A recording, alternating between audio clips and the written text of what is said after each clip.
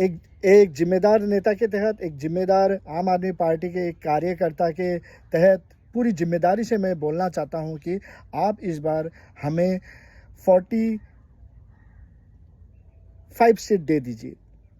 35 seat चाहिए एक एक बहुमत वाला सरकार बनाने के लिए, और 5-10 सीट हमें दे दीजिए, और बाकी हमें एक स्ट्रांग विरोधी दे दीजिए। क्योंकि पिछले 10 साल में हमारे पास स्ट्रांग विरोधी नहीं था, शायद इसीलिए हमने आपका जो हमने आपका जो उम्मीद था, उस उम्मीद में हम लोग उतर नहीं पा रहे थे। और फिर कहीं ना कहीं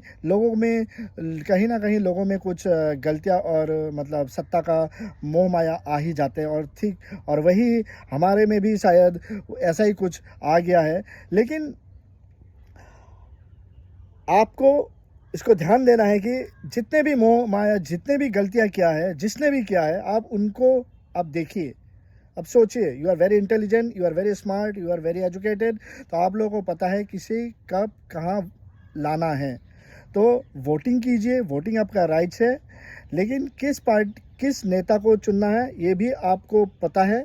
लेकिन हमें 40 या 45 सीट हमें चाहिए, क्योंकि दिल्ली से और भारत की राजनीति से, ये भारत की राजनीति में क्यों ये बहुत ज़बरदस्त हो रहा है दिल्ली की राजनीति, क्योंकि हमने पहली बार दिल्ली में हमने राजनीति में शिक्षा की बात किया है। हमने पहली बार राजनीति में स्वास्थ्य, बिजली, पानी, ईमानदारी पॉलिटिक्स